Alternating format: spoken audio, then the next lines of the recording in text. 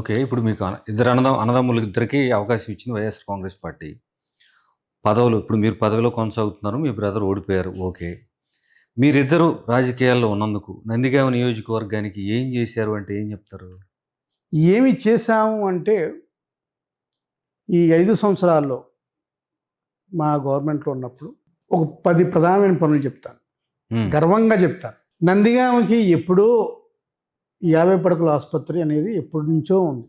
30 పడకల ఆసుపత్రిని 50 పడకల ఆసుపత్రికి చేసిన ఘనత దేనేని వెంకటరమణ గారిది. తర్వాత నందిగామని ఇంతమంది నాయకులు పరిపాలించారు. రమణ గారి తర్వాత ఉమా గారు వచ్చారు, తంగిరాల ప్రభాకర్ గారు వచ్చారు, మళ్ళీ ఉమా గారు వచ్చారు.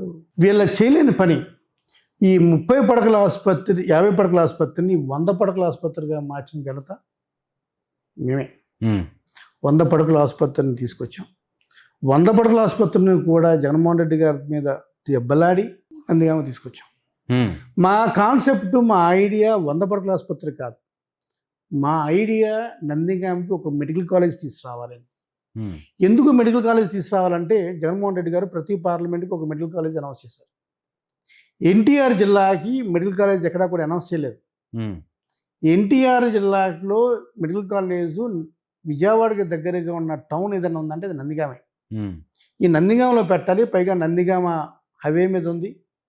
అటు మైలవరానికి, ఇటు జగ్గయ్యపేటకి, అటు మధురకి ఒక సెంటర్గా ఉంటుంది.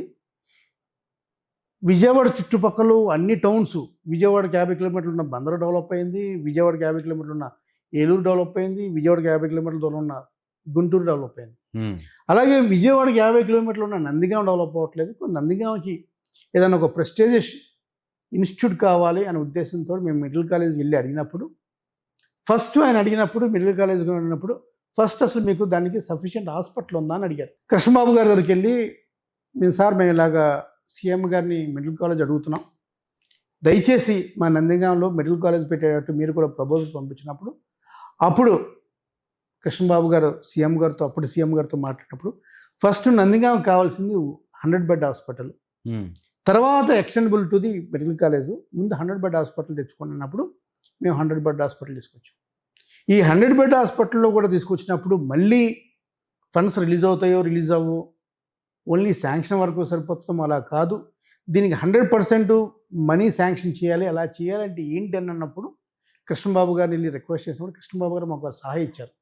సార్, నాబార్డ్ నిధులు వస్తున్నాయి, నాబార్డ్ నిధులతో మీరు లింకప్ చేసుకోండి అన్నప్పుడు మళ్ళీ ఈ ప్రపోజల్ తీసుకెళ్ళి జగన్ గారు తీసుకెళ్ళి, సార్ అన్న మాకు నాబార్డ్ నిధులు ఇవ్వండి 100 బెడ్ హాస్పిటల్కి, మేము తొందరగా ఫినిష్ చేసుకుంటాం, సో దట్ మీరు అనౌన్స్ చేసే టైంకి మాకు 100 బెడ్ హాస్పిటల్ కావాలి. ఓకే, నీకు నాబార్డ్ నిధులు ఇస్తాను.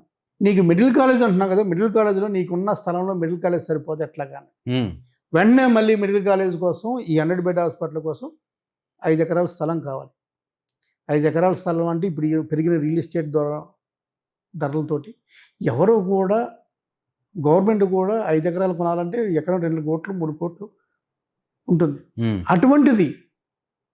అటువంటిది మార్కెట్ రేట్తో కాకుండా గవర్నమెంట్ రేట్ తోటి కేవలం 55 లక్షల రూపాయలతోటి, ఎకరం 55 లక్షల రూపాయలతోటి 5 ఎకరాలు అంటే 2.5 crores తోటి 5 ఎకరాల భూమిని ఇవ్వటానికి రైతులు ముందుకు వచ్చారు. ఆ రైతులు ఎవరు? మళ్ళీ తెలుగుదేశం పార్టీ వారే, వైఎస్ఆర్ కాంగ్రెస్ పార్టీలో ఎవరు లేరు. ఆ రైతులందరూ కూడా ఆ నందిగామ పట్టణంలో ప్రముఖులు, మంచి పేరున్న వాళ్ళు. మళ్ళీ ఆషామాషి రైతులు కాదు వాళ్ళంతా, చాలా మంచి పేరు ఉన్నవాళ్ళు, కొంచెం చారిటీ దృక్పథం ఉన్నవాళ్ళు.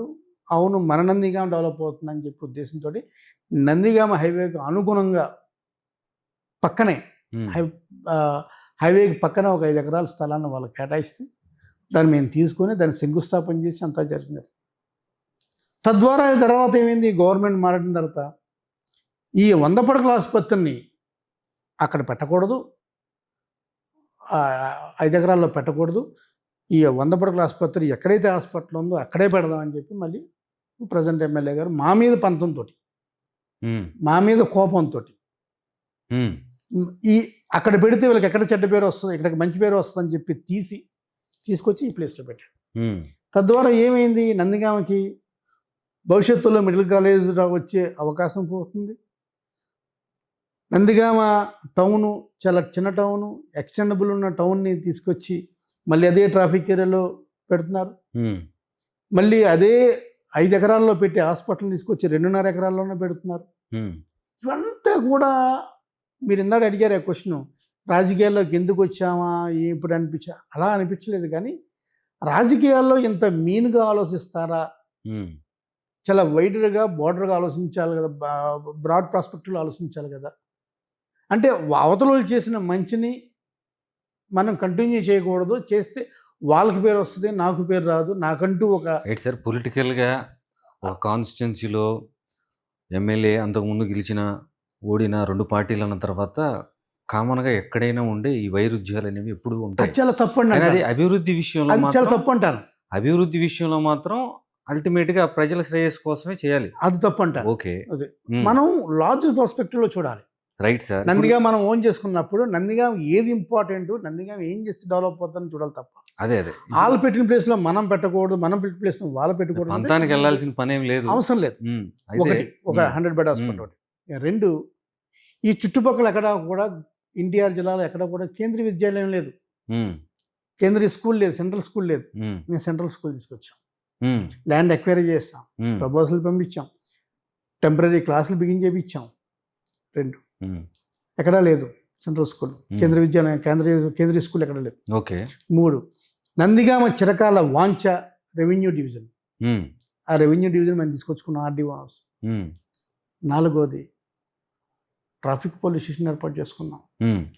5వది మేము నందిగామ ఒకప్పుడు వైఎస్ఆర్ కాంగ్రెస్ పార్టీ ముందు నందిగామ, ఇప్పుడు నందిగామ చూడండి, ఆ రోడ్స్ అన్ని వైండింగ్ చేసాం, టౌన్ డెవలప్మెంట్ చేశారు బాగా. సార్ మొత్తం టౌన్ చేయించాం, మొత్తం డ్రైనేజ్ చేయించాం. ఓకే. ఇలా చెప్పుకుంటూ పోతే 10 పనులు నందిగామకి. మిగిలిన ఎమ్మెల్యేలుగా కాకుండా, మిగిలిన ఎమ్మెల్యేలు అంటే ఏంటి, పెన్షన్ ఇవ్వడము, లైట్ పోతే లైట్ వెలిపించడము, సిమెంట్ రోడ్ వేయడము, ఇది కాదు డెవలప్మెంట్. మన హయాంలో మన పలుకుబడితోటి, మన కష్టంతో, మన ముందు చూపుతోటి మనకు ఒక ఫుట్ ప్రింట్ ఉన్నది ఉండాలి. ఇది ఎవరు చేశారా అంటే పలానా టైంలో చేశారా అనుకోవాలి. అందుకనే అటువంటి ఇంప్రెషన్ కావాలని చెప్పి ఉద్దేశంతో మేము చేసాం.